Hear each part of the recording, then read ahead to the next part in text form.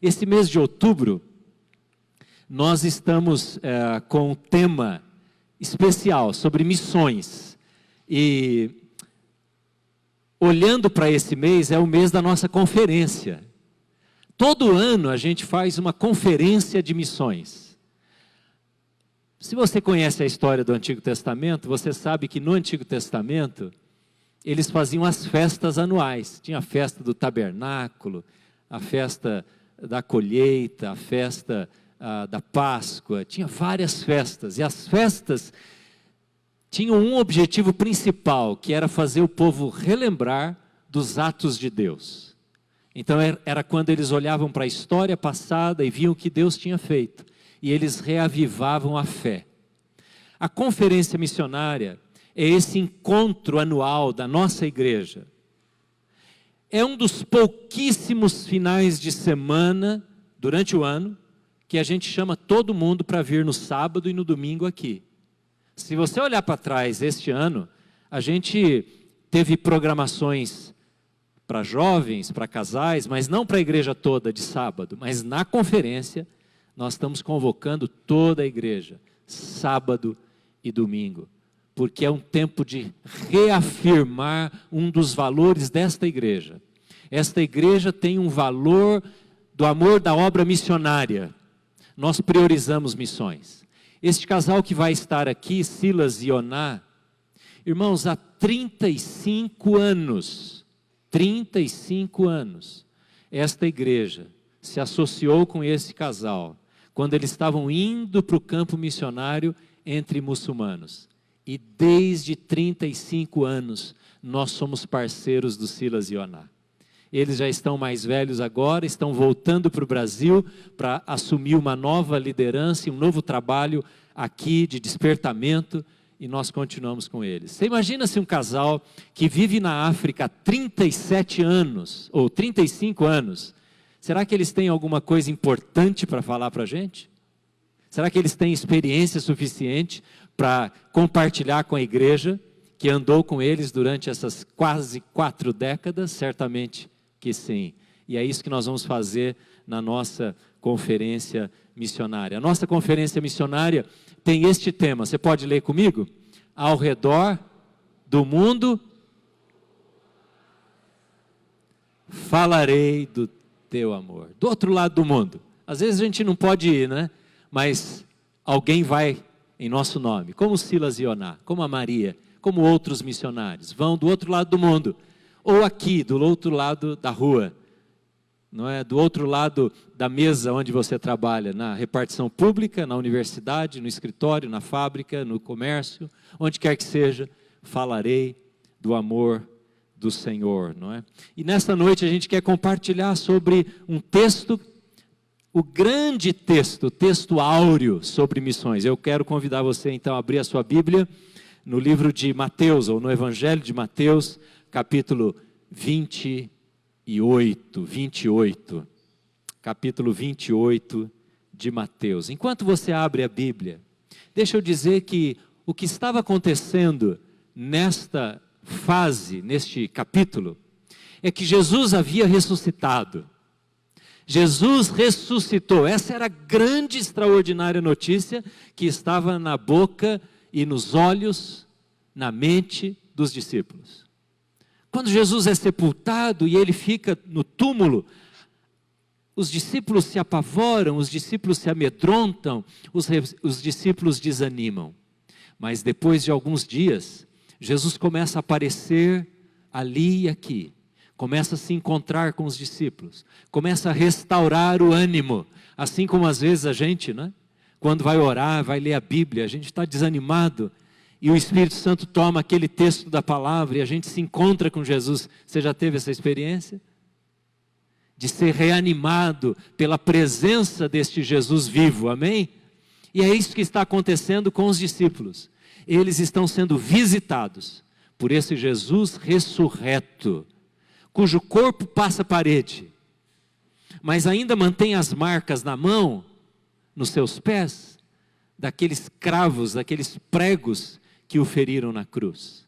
Mas ele está de forma extraordinária, miraculosa, visitando aqueles homens e mulheres para despertá-los para a nova tarefa.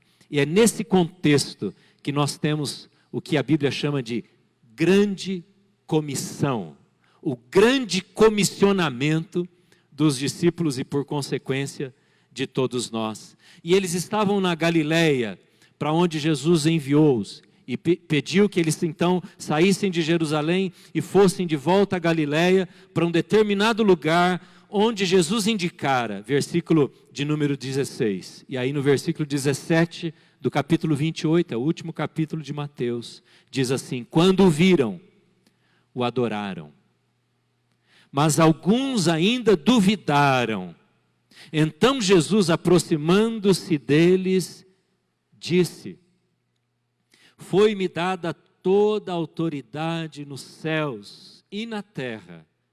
Portanto, vão e façam discípulos de todas as nações, batizando-os em nome do Pai, do Filho e do Espírito Santo, ensinando-os a obedecer a tudo o que eu lhes ordenei. E eu estarei sempre com vocês até o fim dos tempos. Você pode ler o finalzinho comigo? E eu estarei até o fim dos tempos. Irmãos, este versículo termina o livro de Mateus de forma confortadora.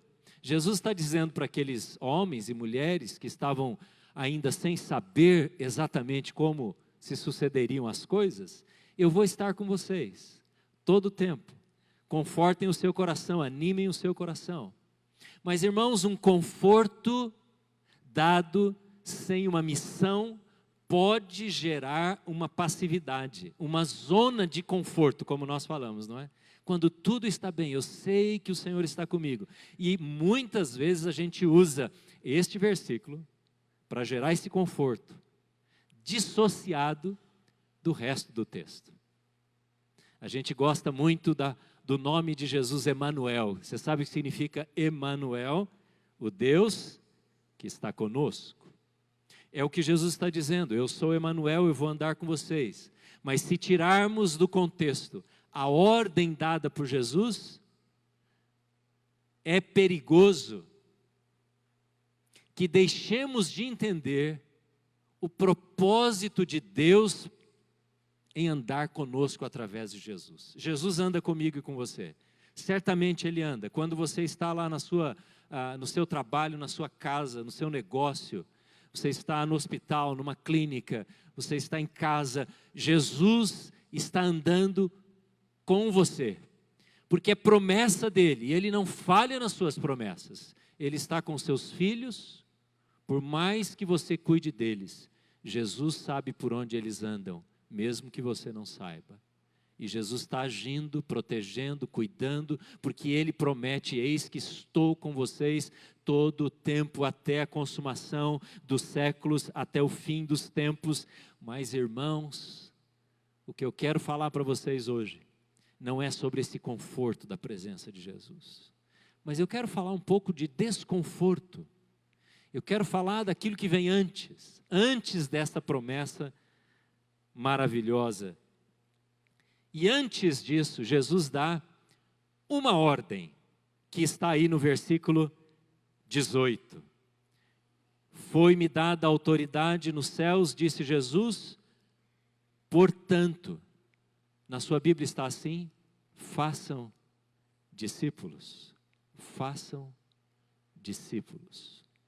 Essa expressão, façam discípulos, é a única expressão neste texto que está no imperativo.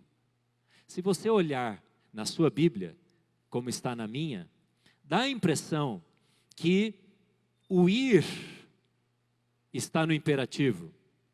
Ide por todas as nações. Vão está em outras Bíblias, por todas as nações. Mas, na verdade, a única expressão imperativa dada como ordem para os discípulos é: façam discípulos. Irmãos, você sabe que Jesus não veio fazer membros de igrejas? Jesus não veio fazer pessoas que ouviam as suas palestras, que ouviam os seus sermões, que aproveitavam dos seus milagres. Jesus não veio arrebanhar pessoas para que eles fossem seguidores de Jesus, ouvintes de Jesus, amigos de Jesus. Jesus teve uma missão, que é esta missão que ele deu à igreja: façam discípulos. Havia uma expressão naqueles dias de Jesus, já que haviam muitos rabinos, havia muitos rabinos que ensinavam, que eram os professores, e havia uma bênção, a bênção do rabino para o discípulo, que era a seguinte: que você se cubra com a poeira do seu rabino, que você seja coberto com a poeira do seu mestre. E era como que uma honra para um aluno ou para um discípulo de um rabino ser identificado como alguém que portava, simbolicamente, lógico, a poeira do rabino. Era sinal que ele estava de fato entendendo o ensino, o comando, as ordens, a ética, os mandamentos daquele que ele considerava o seu rabino, o seu mestre, o seu discipulador. Cobrir-se das areias ou da poeira de um rabino era receber a unção, a sabedoria, a direção, o conhecimento daquele que ele estava seguindo. E Jesus olha para os discípulos, para aqueles homens que estavam agora cobertos com a poeira de Jesus, que haviam andado com ele, que ainda eram pecadores incertos, falhos, mas ele diz: vocês agora têm uma tarefa, uma única tarefa: façam discípulos. Jesus não dá uma lista de tarefas para aqueles homens.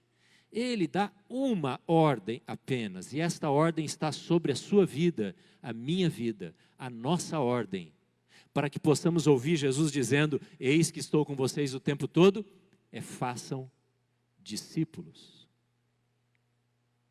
Irmãos, nós estamos tão longe, como igreja de Jesus, desta ordem dada por Jesus, que continua válida para nós. Nós nos esquecemos desta ordem. A minha tarefa hoje é tentar trazer de volta para nós, para você e para mim, que nós só temos uma ordem de Jesus. Por isso, o tema desta noite é o poder das últimas palavras. Jesus estava para voltar para o céu. E ele estava dando estas últimas palavras. E se você pegar Mateus, Marcos, Lucas, João, Atos, antes de Jesus voltar para o céu, na sua ascensão, todos eles têm uma ordem, que é parecida com esta que estamos vendo hoje: façam discípulo. Eu queria fazer uma pergunta objetiva para nós hoje. Se você precisasse hoje prestar contas para Deus, e Deus fizesse apenas uma pergunta para você, uma só, para mim e para você: quais são os meus discípulos? Se Jesus perguntasse isso para mim e para você, quais são os meus discípulos que você fez? Quais são as pessoas que durante a extensão da sua vida se tornaram meus discípulos através do cumprimento da minha ordem na sua vida? E você tivesse que apresentar alguns nomes, assim como a gente apresenta amigos para novos amigos, e você pudesse dizer: Jesus, aqui está um amigo que se tornou discípulo do Senhor através da minha vida. Irmãos, nós só estamos aqui, você e eu, só estamos aqui dentro desse templo, porque aqueles homens e mulheres entenderam esta única ordem. Uma ordem, compreendida e executada, obedecida. E eu quero que você saiba que o Evangelho, a pregação do Evangelho, o levar outros a se tornarem discípulos, está por ser exterminada, esta ordem, abandonada, e cessado o número de discípulos apenas em uma geração. Você sabe disso? Deixa eu explicar isso melhor para você. Tudo pode acabar e Jesus não ter mais nenhum discípulo em uma geração.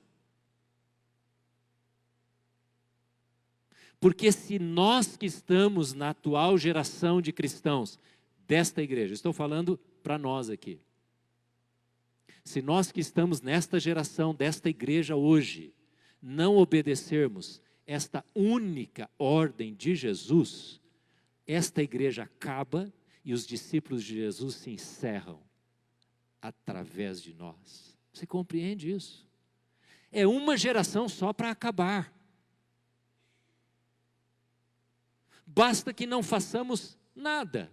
Basta que deixemos esta frase de lado e nos tornemos apenas frequentadores de igreja, membros de igreja, ainda que batizados, ainda que fiéis, ainda que contribuintes, ainda que dizimistas, ainda que às vezes dando até um bom testemunho lá fora. Mas se nós não fizermos discípulos, a igreja de Jesus se acaba aqui. E eu e você só estamos aqui, sabe por quê? Porque alguém fez discípulo. Alguém fez você discípulo de Jesus.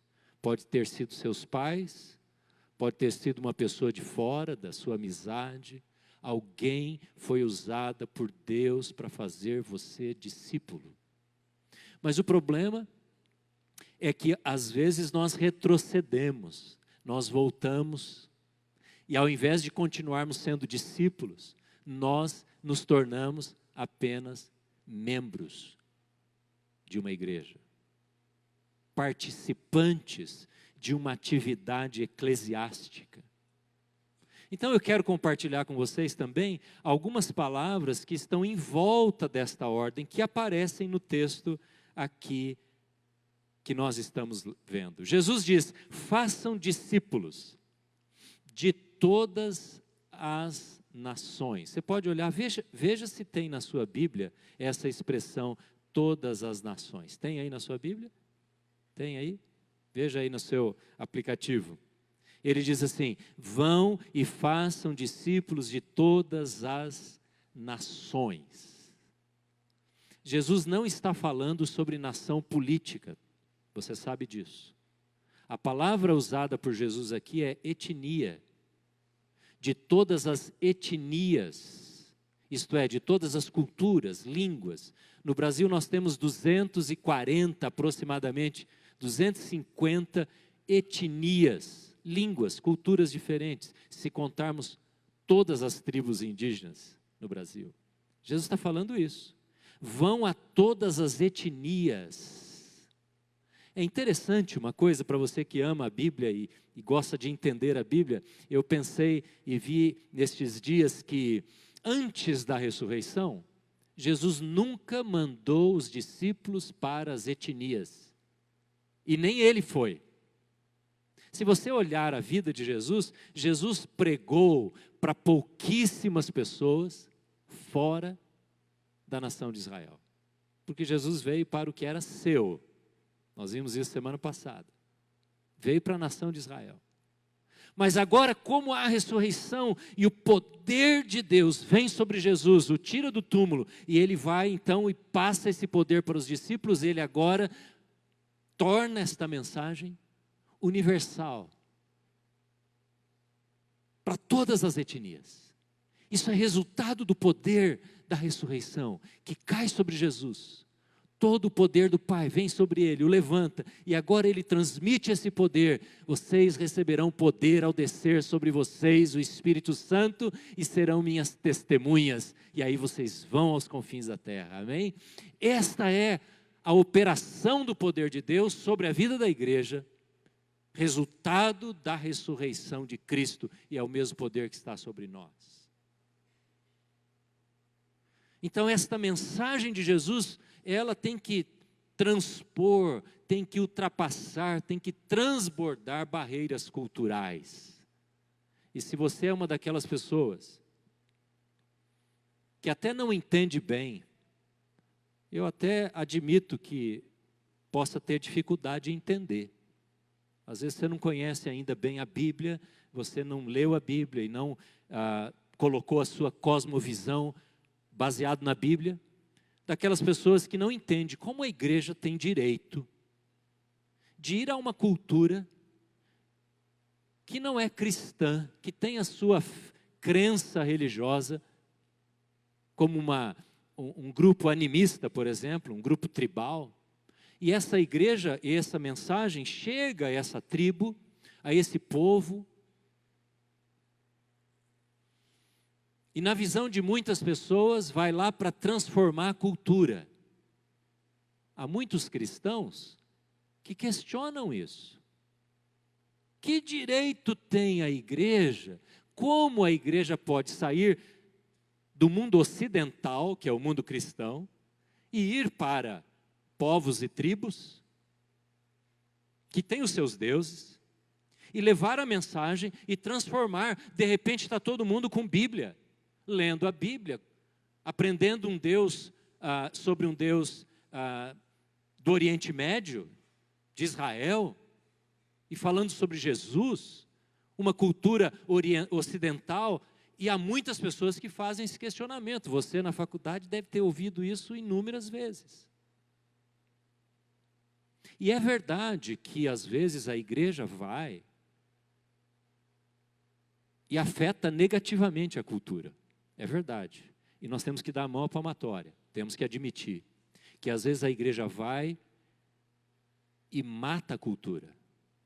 Ao invés de preservá-la, de cuidar, de incentivar, ao invés de resgatar a cultura da sua podridão do pecado, ela vai lá e altera a cultura. Por exemplo, ao invés de fazer um culto com os convertidos daquela cultura, usando as linhas culturais, musicais, litúrgicas daquela cultura, ela introduz uma cultura totalmente ocidentalizada nas músicas, nos instrumentos, no estilo, no ritmo, e abandona tudo aquilo que é da cultura, porque aquilo que é da cultura, entre aspas, parece ser demoníaco.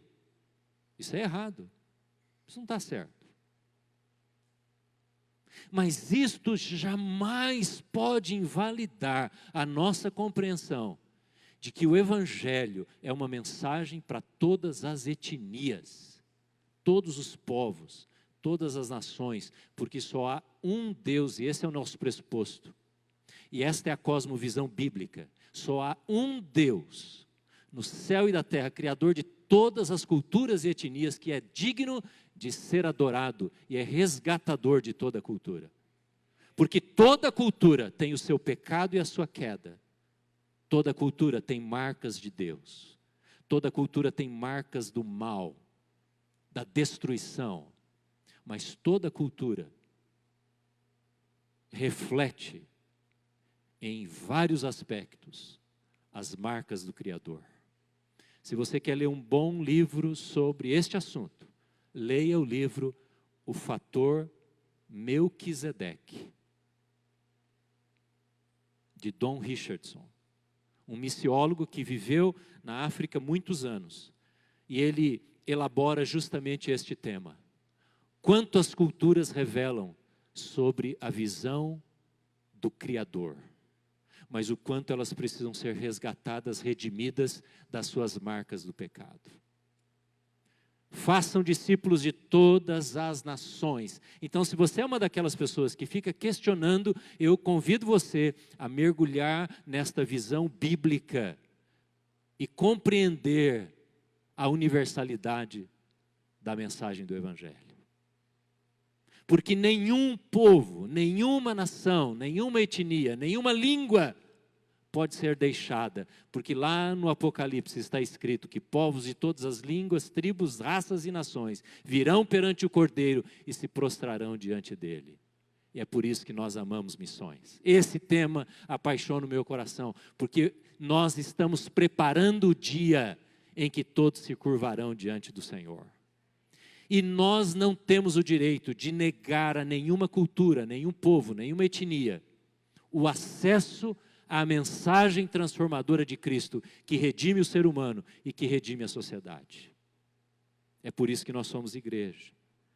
E há 3 palavras que aparecem aqui neste texto. A primeira delas é indo. Na sua Bíblia diz vão. Não está aí no começo do versículo 19? Vão por todo mundo, indo por todo mundo, ou ide por todo mundo. Irmãos, a gente tem uma mente muito geográfica nesse quesito.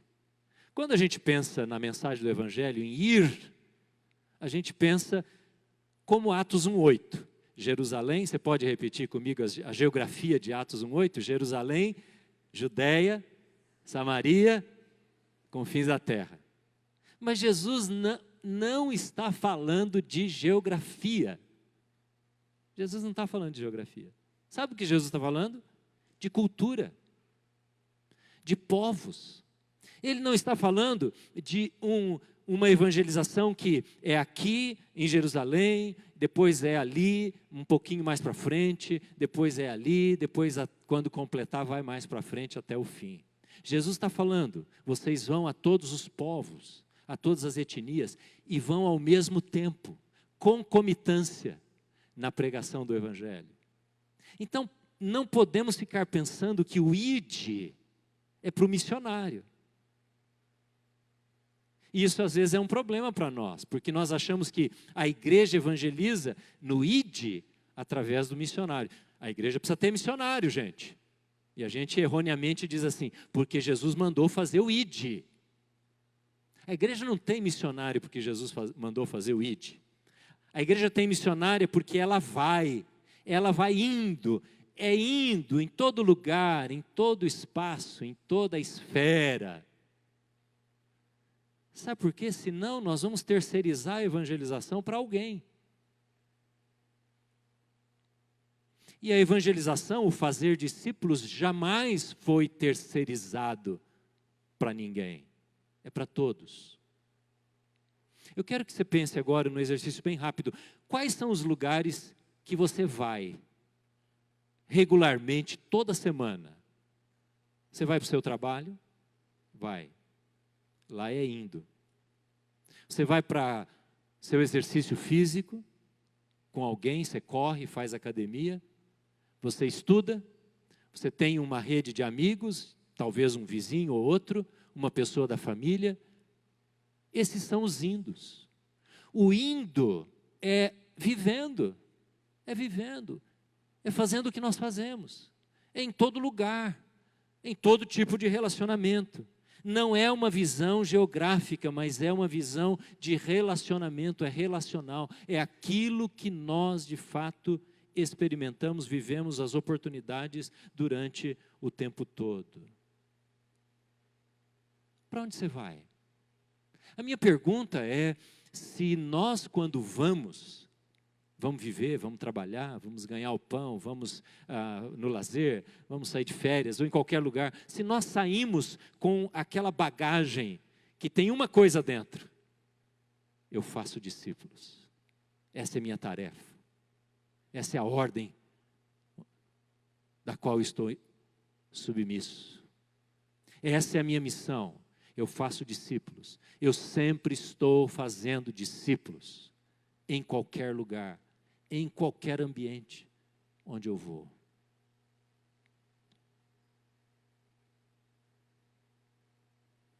A gente costuma, sim, procurar ser um bom cristão. Quem aqui que não quer, né? Quem aqui que não deseja dar um bom testemunho? Tem alguém? Não, não tem. Todos nós queremos praticar o que a gente ouve, não é? Mas dar um testemunho não é tudo o que nós fazemos. Há uma frase conhecida que é dita que foi falada por São Francisco, por Francisco de Assis. Outros dizem que foi Tomás de Aquino, não importa. Que diz assim: pregue o evangelho. Se for preciso, use palavras. Já ouviu essa frase? Pregue o evangelho. Se for preciso, use palavras. Indicando que a maneira que ele está desafiando, incentivando as pessoas a pregarem o evangelho é através da vida. Isso é verdade. Porque às vezes o sorriso que você dá, o abraço, o interesse que você desenvolve ou apresenta por alguém, você não precisa falar um versículo da Bíblia, porque isso fala mais alto. A maneira como você trata as autoridades lá da sua faculdade, do seu trabalho, como você se refere às pessoas que ensinam a você, ao servidor público que te atende, não é verdade? Se for preciso, use palavras, mas nós parece que nos acomodamos nesta tarefa de apenas viver e não falar nada. E a ordem continua aqui quando ele diz que além de ir, de viver, de dar o testemunho, nós temos que batizar. O fazer discípulos inclui o batismo. Então você pode repetir comigo? Vamos falar primeiro a frase amarelo lá, que é a grande ordem. Vamos lá? Façam discípulos. Talvez a pergunta agora é como? Vamos falar as duas palavras que estão lá? Indo e batizando. Batizando. O que significa batizar? Bom, se o ir é para o missionário, o batizar é para quem agora?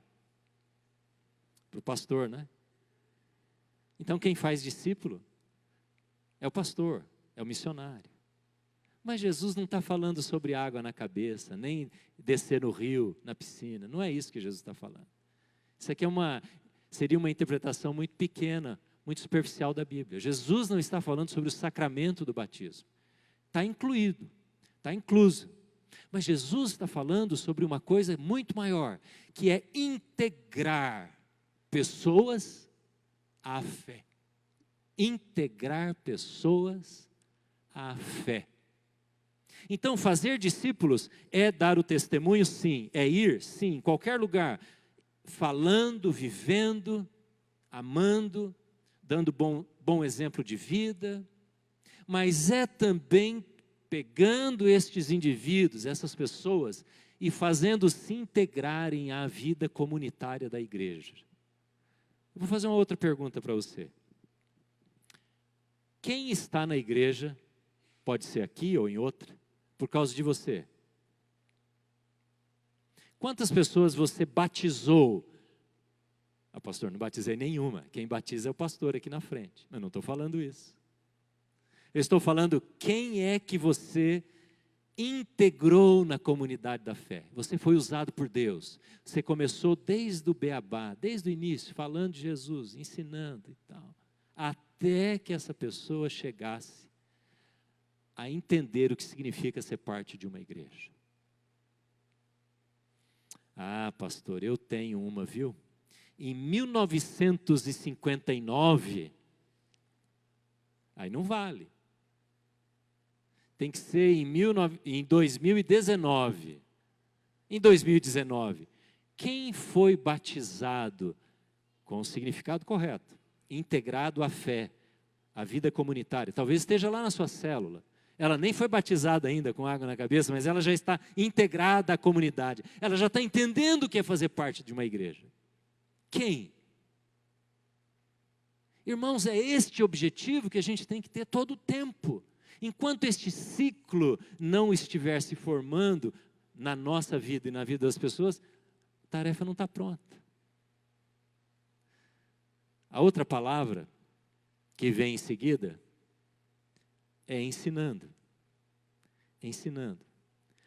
O texto continua dizendo, vão por todo mundo, não é? Todas as etnias, batizando e ensinando. A pergunta é, o que ele ensina? Veja na sua Bíblia se você consegue responder essa pergunta. O que é o currículo que nós temos na mão para ensinar as pessoas? Veja aí na sua Bíblia. Ensinando-os a obedecer a quê? A tudo. Em algumas Bíblias está a todas as coisas. Então nós temos um currículo, que é ensinar todas as coisas que estão na palavra de Deus. Que tarefa! Por isso não dá muito certo esse negócio de crente, de cristão, de discípulo de Jesus, que não fala nada, que está sempre quieto, porque inclui ensinar, inclui a didaquê, inclui explicar, inclui falar, porque o Evangelho é palavra, irmãos, não é palavra? Como é que uma pessoa vai entender de Jesus se não tiver palavra sendo dita para ele? Ele vai entender pela minha vida, meu testemunho. É verdade, ele vai entender que você é um discípulo de Jesus. Mas tem muito mais coisa para ele aprender, que é aquilo que nós ensinamos. Pastor, então o que eu ensino? Você ensina tudo. Aqui está escrito, tudo o que vos tenho ordenado. Até que ele é um discípulo, e que ele vai, e que ele batiza, e que ele ensina, e o ciclo continua. E esse ciclo não termina nunca. Mais uma pergunta para a gente. O que hoje, nesses dias agora, dessa semana, semana passada, semana agora, o que você está ensinando da Bíblia para alguém? Eu não estou falando culto doméstico, tá? Para os seus filhinhos. Isso é obrigação básica de todo pai e mãe, não é? Todo avô, não é isso? Toda avó. Eu estou falando de coisas que você tem na sua mente, no seu propósito, para ensinar para alguém. Aquela pessoa que está aberta, você tem pessoas abertas assim, que você pode compartilhar alguma verdade da Bíblia. O que você está ensinando para alguém?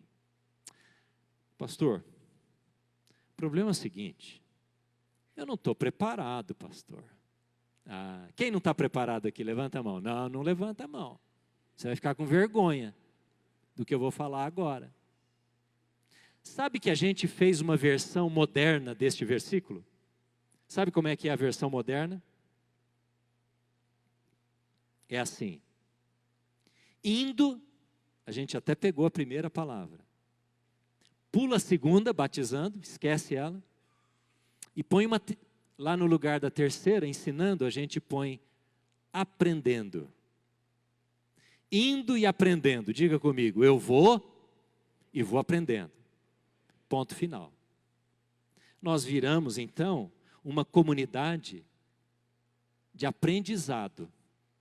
E Jesus disse que nós temos que ser uma comunidade de ensino. Aí vem aquele irmãozinho todo humilde, né? O crente típico, assim, que a gente é, né? Humilde. Pastor, ainda não estou preparado, pastor. Você está me pedindo para liderar uma célula? Não estou preparado ainda, pastor. Está me pedindo para fazer alguma coisa, oração, pastor? De jeito nenhum, não pode. Estou aprendendo ainda, pastor. Está sempre aprendendo, mas o que Jesus diz é ensine. Mas ensina o quê, se eu não sei ainda? O que você sabe. Só o que você sabe. Só aquilo que agora já você tem aprendido. E pare de dar desculpas. Pare de dar desculpas. Irmãos, um desafio de fé, eu quero levar você a ter fé nesta noite, e dizer assim, Senhor, eu quero ser usado nas mãos daquele que ressuscitou, põe uma pessoa na minha frente que eu quero ensinar alguma coisa, por menor que seja da tua palavra, e Deus vai dar alguém para você.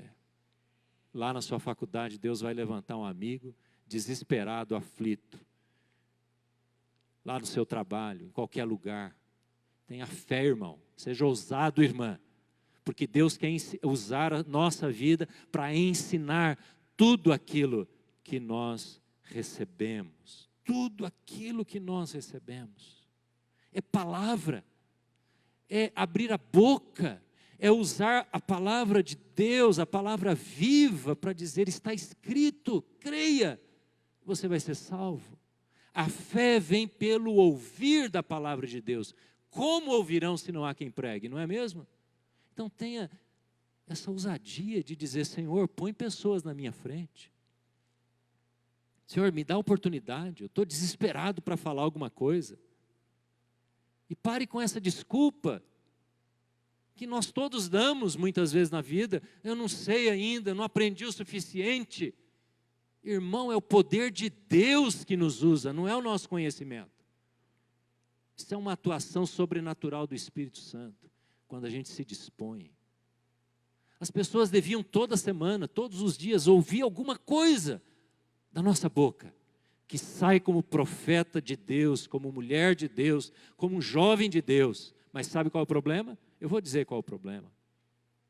O problema é que a nossa cosmovisão, a nossa visão de vida, a nossa visão de como devemos nos relacionar com a cultura, não é cristocêntrica. Nós não estamos tendo visão, cosmovisão, maneira de enxergar a vida, Cristo no centro. A cultura está no centro. E a cultura diz: respeite a religião do outro. Você tem que respeitar, nós temos que amar, ter tolerância, mas nós temos um mandamento, que é fazer discípulos. E quando a nossa cosmovisão, a nossa maneira de enxergar, ela é centralizada no homem, e sai Cristo do centro, então nós começamos a nos aquietar, e no máximo falamos para quem já é cristão. Aprenda a ser um apologeta da fé, um defensor da fé, não um agressor. Pare de falar evangeliquez, essas palavras que a gente usa dentro da igreja. O povo acha isso estranho, muito estranho. A gente fica falando coisas que às vezes nem o crente entende direito. Seja amoroso, seja alegre, compartilhe Jesus. Se alguém chegar com um problema com você, não fale: olha, você precisa ter fé em Deus. A pessoa não tem fé em Deus. Você pode dizer: olha, eu posso orar por você, eu sei que Jesus ama você. Talvez você nem acredite, mas eu posso orar por você. Seja uma pessoa que atrai as pessoas para Jesus. E as pessoas vão dar ouvido. É isso que Jesus está falando aos seus discípulos. Para concluir, Jesus começa esse texto com essa afirmação. Ele olha para os discípulos e diz: eu vou dar uma ordem para vocês, tá bom? Olhe para mim aqui, leia esse texto comigo. Toda autoridade me foi dada. O nosso problema é que nós não damos a autoridade toda para Jesus. Se nós entendêssemos o que significa esse texto, quando o próprio Jesus diz, após ter ressuscitado e ter ganho essa autoridade no céu e na terra, e nós entendêssemos o que isso significa, nós não ficaríamos, olhe para mim aqui, irmão, nós não ficaríamos calados, com medo, assustados. Nós diríamos: há um Deus que tem autoridade toda na terra, e Ele é digno de ser adorado. Ele mandou, Ele ordenou, e Ele tem uma tarefa para mim: fazer discípulos. Mas o problema é que Jesus perdeu a autoridade. Jesus perdeu a autoridade dentro da igreja. Talvez, se você falar com um muçulmano, você vai ver que ele dá mais autoridade para Jesus que certos meios cristãos. Porque pelo menos eles consideram Jesus como o profeta que eles têm. Mas no meio da igreja, nós estamos negociando a autoridade de Jesus na nossa própria vida. E relativizando o que a Bíblia diz, quando optamos por ética, comportamento, que desagrada a Deus. Porque estamos em crise de autoridade de Jesus na nossa vida.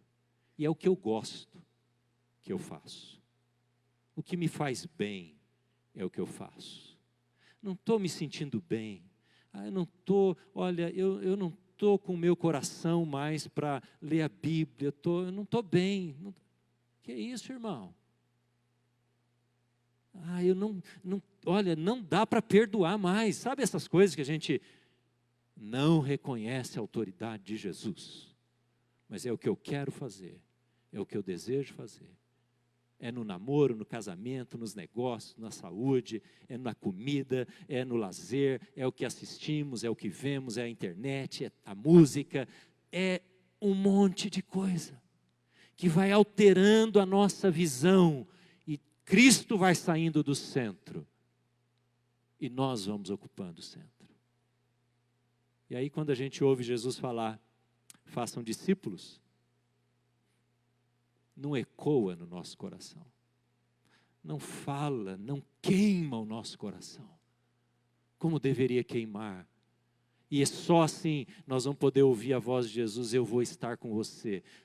Irmãos, nós só estamos aqui porque teve gente que foi cerrada no meio, decapitado, corpos queimados, comidos por leões, morreram porque queriam pregar o Evangelho e fazer discípulos. É por isso que nós estamos aqui. Mas nós temos crise de autoridade. Jesus fala aos discípulos certa vez, tomai sobre vocês o meu jugo. Havia esse ditado, essa prática de dizer, essa bênção de dizer, a poeira do rabino esteja sobre você. Mas quando o discípulo terminava o curso dele, era uma série de cursos que vinha desde os 6 anos de idade e até a idade adulta. Havia uma cerimônia que o rabino colocava o manto dele, a túnica, sobre o discípulo. Jesus pega essa ideia, tomem sobre vocês o meu jugo, o meu manto, a minha túnica. E ele fala da cruz. Todo aquele que quer me seguir e ser meu discípulo, tome a sua cruz. É isso que Jesus tem para repartir. É a renúncia, é a submissão, é a obediência.